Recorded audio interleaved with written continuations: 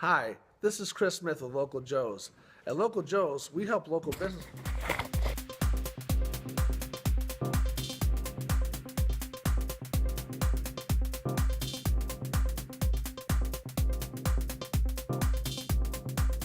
Hi, this is Chris Smith with Local Joe's.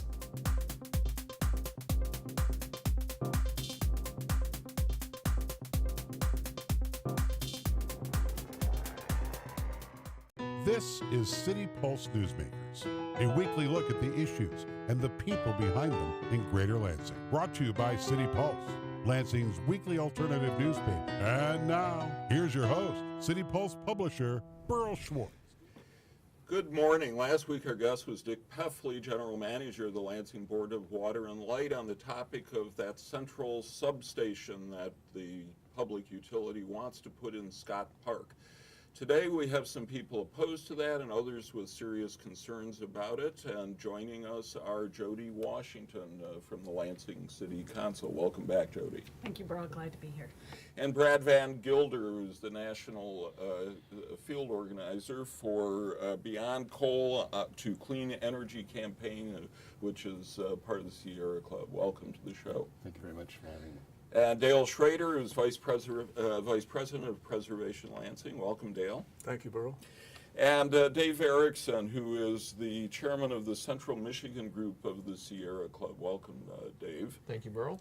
And Dr. Peter Carrington, a plant biologist at MSU and the assistant curator for the W.J. Beale Botanical Garden at MSU. Welcome to the show. Thank you very much. And after this, we should all adjourn to the Botanical Garden. Works for me. Okay. Jody, I'd like to start with you because you chair the Development and Planning Committee, which is going to have to decide at some point on a recommendation to the entire City Council on whether to grant a special land use permit to BWL so that it can put a power station in Scott Park. Now, the significance of this is that it would mean moving or tearing down the Scott House. It would mean moving the sunken garden.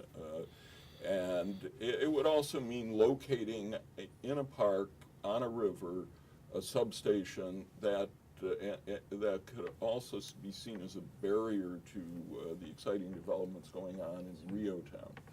So all that said, you gave at a committee meeting last week, you gave quite a talking to, not just to Dick Peffley from BWL, but all parties for coming so late with information. Talk about your concerns. My concerns here is, I will be really honest, I don't know much about gardens. The Scott Garden isn't the biggest issue to me personally in this. I really don't care about the historical value, and I know nothing about botany, so thank God you're here. My biggest issue is we're talking about green space on the riverfront.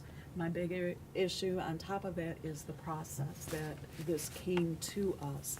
I happened to hear about a press conference. I went to the press conference. Dick Peffley and Virg Bernero were there giving it as a done deal, and I had heard nothing about this. Apparently there had been a couple years they had been working on this, and they had absolutely left the community out of the process except for a few elites. And I have a huge problem with that when we are asking the people of Lansing to give up Riverfront Park. And shame on the city of Lansing. We have now been known to build, neglect, destroy. And I believe that is done by design. As long as we neglect it, then we can give it away because it's no good anymore. Shame on us as a city. But having done that, we had the Board of Water and Light come at the last minute as a done deal. We've had Preservation Lansing and the Garden Club come at the last minute, and we've had the people come at the last minute. And my head was spinning with all of the information, and as chair of development of planning, I'm supposed to make a recommendation one way or the other, and I had absolutely no information. I did go to Dick Peffley. I said, what about this Diamond Rio site? They had not looked at that site. 24 hours later, I was told it was going to be $18 million more. A week later, it was $100 million more. my head has been absolutely spinning. I've had some pressure from my colleagues to move it out of committee. I refuse to do that without clear, concise answers to the questions.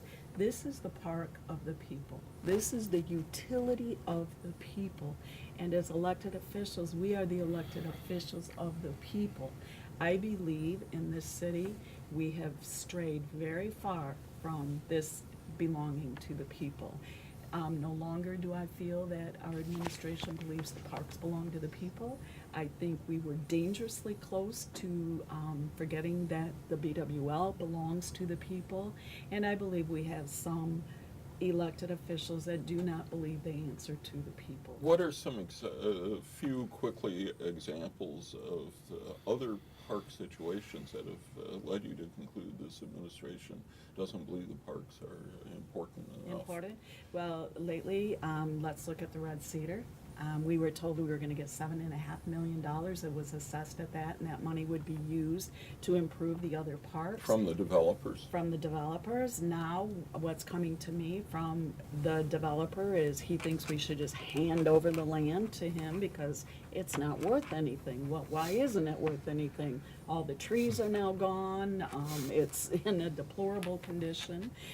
We have the Waverly Park system that has been voted to be given away. And true enough, the people voted on this, but I'm not sure we're giving anybody enough information. We had the issue come up for Willoughby Park to be sold. I went and spoke as a private citizen against that.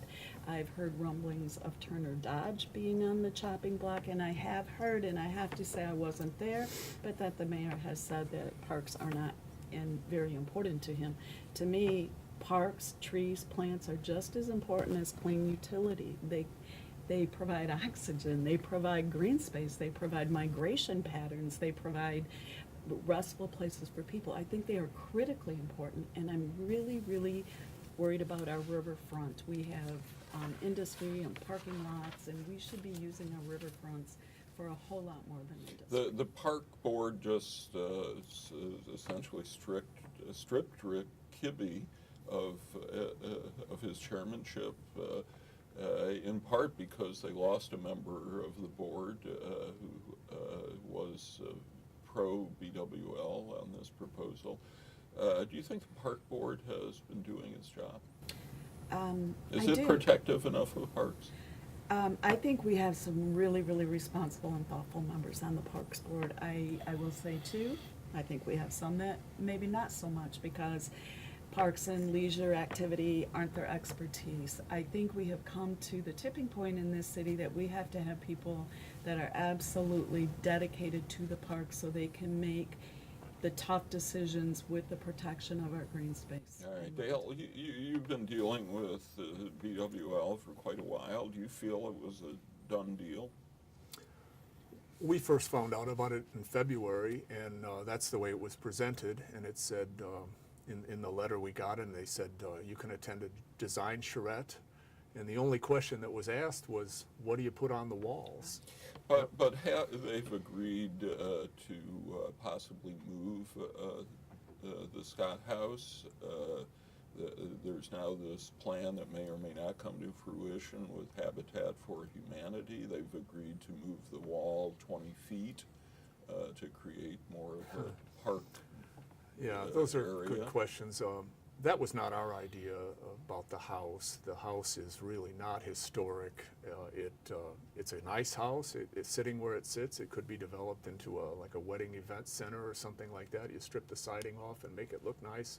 Decks looking out over the river. That was not our plan, and it's not historic like the garden is historic.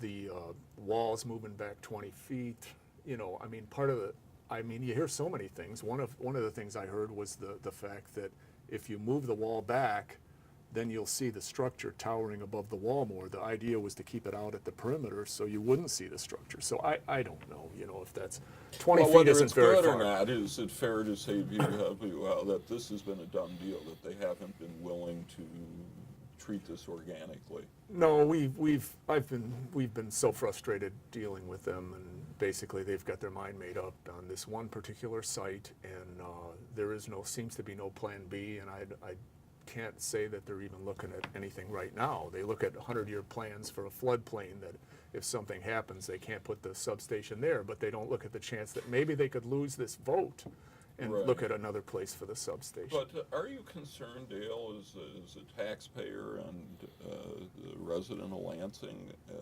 that, okay, they don't build it there, they say, and it seems to be true, it's not going to be cheap to move it elsewhere. Aren't Well, you concerned we about a want to rate know what the increase facts. and- But you know, there are many people on fixed incomes who are very concerned True about enough. that aspect. True of it. enough. You know, the original location, the best sweet spot, you know, the sweetest spot is on a GM sliver of But GM's GM parking told lot. us in March, yeah, they looked at it and they concluded that they have other plans for the property and they're not going We have no, I mean, that's what we've been told. That well, that's GM what said GM that. told City Pulse.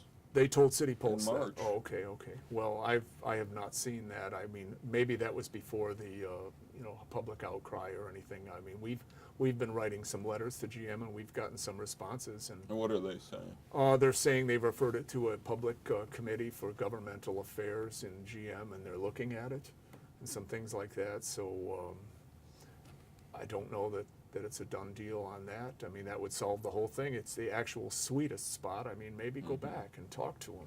And if I understand, and maybe someone understands this better than I do, that down the road, there's going to be a separate substation for GM anyway. Does anyone else know that for a fact, or is That came out in a city council meeting. That That- did come out. Yeah, that is That a there is fact. going to be, GM Okay. needs their own substation. so I'm that concerned perhaps it'll be next door on the other side, Uh-huh. you know, and that's one question I've asked, is if we have this big structure that could make us look like Gary, Indiana, Right. then you have the Cooley Gardens, and the sweet spot is just west of that. Are we going to have another one in that sweet spot? So- All right, well, I want to talk, two other areas I want to talk about. One is what this means in terms of shutting down Eckerd, and I think everyone reasonably progressive wants to shut down Eckerd because it's a coal burning plant. And then I want to move on to the plant biology end of this.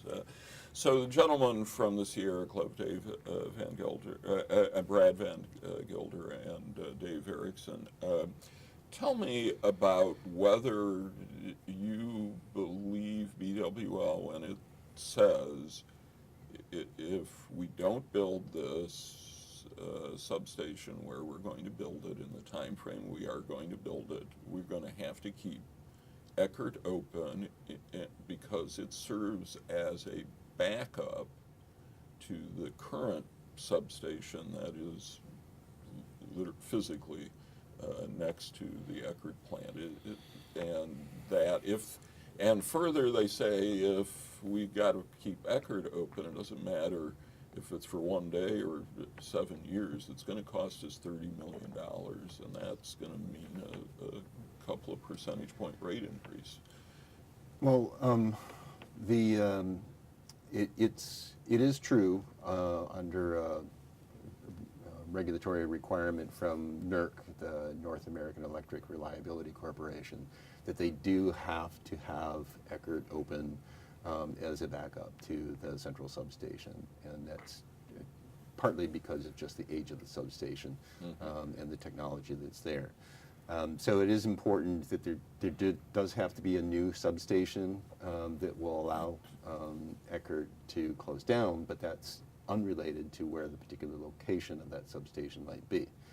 So as Dale was saying, the sweetest spot is near GM, and GM is going to be one of the principal beneficiaries of building this new substation. And if it's true that they have to build one anyway, it would make sense to consolidate these into a single structure on or near the GM property. In terms of some of the items that General Manager Peffley has mentioned, as terms of requirements, it's important to the devil's in the details always, and I think as Councilwoman Washington has called for, it's essential that the Board of Water and Light come forward with documentation of all the details, documenting on the show last week, General Manager Peffley was talking about the certificates for the steam turbines. still 3 units operating at the Eckert station, they could probably meet the regulatory requirement by only keeping one of those online, and that certificate for that particular steam turbine may be later than 2020. Maybe only the earliest of those 3 is 2020. So that's a possible option to be able to give some cushion for being able to make a good decision that doesn't pit clean energy versus parks. And that's my biggest concern here is that there's no reason to pit them against one another. In fact, naturally, technology associated with clean energy could actually help solve this particular controversy. Dave, anything to add to that? You asked about the credibility, I believe, of BWL. Let's go back to like 2007, 2008. BWL proposed a coal plant back then, and then the community came out and said, wait a second, we don't want that. Well, then they ended up building the REO plant, and at that time, I believe they said they were going to close Eckert in 2015. It is now 2016, and we are still planning to close Eckert. So BWL has a history of poor planning, I believe. They've, doing things like doing things that are not right for the community, such as putting the mercury controls on the Erickson plant and then not starting them. So we have, at the Sierra Club, concerned about those kinds of things. Their planning process, as Councilwoman pointed out, BWL comes up with these plans, and it's right now, it's emergently, and this is like the worst case scenario ever. That's our concern. As a nurse, I'm also concerned about the health of our community. What we're proposing, with these gas plants is not good for our health. Natural gas leads to, just like, it's not as bad as coal, but natural gas leads to cardiovascular disease, asthma, and we have some of those highest rates in Michigan. And the asthma rates and cardiovascular disease for Michigan are higher than the national average. So here in Michigan, we're even higher than the national rates. But now Dick Peffley said here last week when we pressed him on what's going to replace Eckert, that, the first thing he talked about was looking at solar and wind, and then he said, once we figure out that part of the puzzle, we'll be able to figure out what else we will need to make sure we meet our needs. I mean, do you think he's just blowing smoke? BWL has a great goal of 40% renewable energy by 2030. The Sierra Club has a program where other cities are signing on to this of 100% renewable energy by 2050. So I applaud Mr. Peffley for setting a goal, but we can still do better. And your goal is what year? The Sierra Club has a program nationally that says 100% renewable energy by 2050, and cities around the country are signing on to this program. Okay. So, but at the same time, and I applaud Mr. Peffley for setting a good goal. But we can do better. Give me a moment. And Mr. Peffley the BWL had a integrated resource planning process that completed in June, where they said they needed 450 megawatts of power from natural gas in their plan. So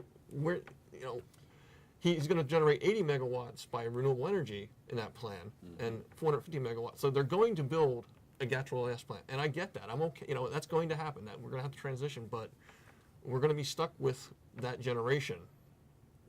So. Actually, in the integrated resource plan that had a citizens advisory committee, that there's been some question just how much advice they were able to offer.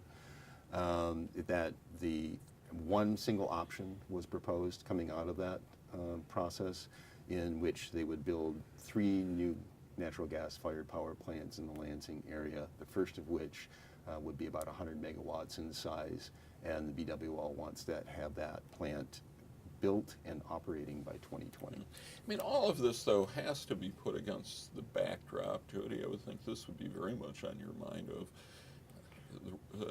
BWL rates, which have risen quite a bit, I think by at least doubled in the last 10 years. I mean, you must be hearing, I would assume, not just from people who are against the BWL plan, but from other people. I know we've got a letter to the editor, I think, in this week's paper from a woman who's a senior citizen saying, you know, let's get real here. I can't afford more for heat. I understand all that, but I still have to say that I think, as a politician, my biggest issue is the process. And yes, rates are absolutely on my mind. I did note that the woman that wrote in letter to the editor did live in East Lansing, so she's not at risk of losing her park or her trees True. or her riverfront. But So she is at risk of having her rates go she's a up. rate, so I understand her singular focus, and I think that's what I've been dealing with. Burl is a singular focus from preservationists, from BWL, from different groups, and I have to look over the entire process, the entire vision. And yes, rates are absolutely on my mind, not just for citizens, but for businesses. So you We have want to not be able to attract. You have not made up your mind. I have not made up my mind. And do you think that's generally true on city council? No, I think I may be the only one that has not made up my mind. No? So can you predict the outcome? If I had a crystal ball before me, and I have not asked my colleagues where their vote will stand, because I don't count votes, but I would say the SLU will go through. Okay. Let's turn to what if that's true, what we're going to lose from your perspective. You wrote a wonderful op-ed piece in that other newspaper. And tell us, as a plant biologist, what do we stand to lose? Well, certainly, the first part of the proposal that caught my attention was the idea of moving the sunken garden. And this is about 100-year-old garden with Italianate stone and... Yes, right. And the very idea of moving a garden, I mean, you can't go in there with a scoop and lift out the entire foundations of the house and the garden and just pick it up and put it somewhere. It would lose its context, it would lose its site. But what we're talking about here, to be honest, is just disassembling everything, pulling up as many plants as you can get to survive, putting it somewhere else, doing your best to make a facsimile of the original garden. So the idea that we could just move this garden, it would be like moving a car or something, is just not, does not comport with reality in this way. So we would lose some percentage of plants that have real history. Well, I don't think they're planning to move the older plants on the site that have real history. I mentioned that there's a very large chinkapin oak on the bank of the river. I mean, there's only about, in terms of horizontal measurement, only about 50 or 60 feet between the house and the water. And it's connected by a steep bank, which is heavily forested. But so losing the chinkapin oak, I mean, like I said in the piece, even in the days of the family that first lived there, that chinkapin oak was probably a landmark on the river. The other trees, So we just lose those trees, but yeah, they can't. Before we leave the sunken garden Yes, itself, right. what will be the effect on plant life in that garden? And are there, I mean, when I think of a garden, I'll put in something that I hope will be back next year. But are we talking about plants that are back year after year? Well, we're talking about both. Perennials that come back every year. For one thing, they don't seem to have any plan about where they're going to take these plants while they're doing all this. Somebody said that they had plans to move them into a greenhouse. Well, you don't move temperate zone plants into a greenhouse. That's why you grow them outdoors. So have you got a piece of land you can put this on? Do you have people who can take care of this? I mean, the Mayor Monero seems to be all so concerned about the maintenance costs of every minute of everything. And he's been getting this garden cared for nothing by these dedicated women who, from this garden club who take loving care of this in a way that I don't think you could find any other city planting that is maintained and cared for in a comparable way. Certainly there are these other trees that are around, and there's no hope of saving them. There's a white fir, which is quite an unusual tree for our area. That's the largest one I know of that we will lose there. There is a honey locust, a Gleditsia trachanthus, which is growing right next to the foundations of the old greenhouse that used to be there.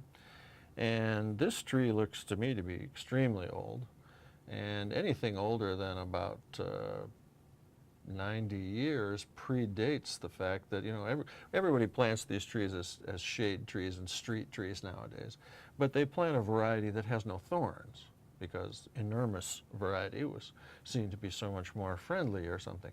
But this tree actually predates the discovery of that variety of tree, so it's kind of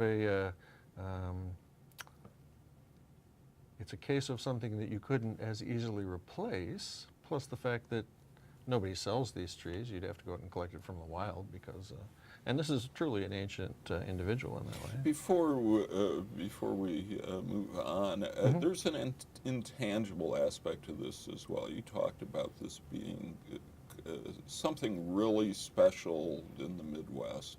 Well, yes, you know, for people who live in a city and who are looking for green space or park space, a lot of times when you say that, people envision, you know, a 5-acre lawn where I can play frisbee with my dog, you know, or something like that. And I don't mean to belittle that as a social resource for the people who live here, but a contemplative garden.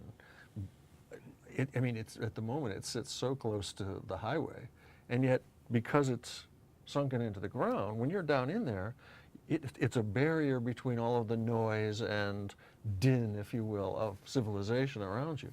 This is not an easy kind of thing to just throw away, in my opinion, because not only does it show all the hallmarks of the loving care it's received all these years from these women in the garden club, but the effect of that is it's a beautiful place to come and sit. You could eat your lunch, you could meditate down there. This is the kind of space that somebody who's thinking about relocating in Lansing would really find a very valuable resource. And to discount it as something that could be moved as easily as a mobile home, could be towed to a new spot or something, really shortchanges the whole idea of its character and all of this free labor that has gone in decade after decade after decade for this place. Jody, and we just have a few seconds left. If people want to try to still convince City Council to oppose this special land use permit, what should they do? I would recommend that they call the council members. They can call the main line, which I don't have off the top of my head, and ask to leave a voicemail, or they could email the city council. I think it's city.council@lansingmi.gov. I certainly have read every single email that has come in, and you know, I understand this is a very passionate issue, and some people may not want to come to the podium and speak, but I think wherever you lie on the issue, it's important that we know. All right. Well, we could go on and on today, and I know there are things others wanted to talk about, but unfortunately, we're out of time. Thank you all. We'll see you next week.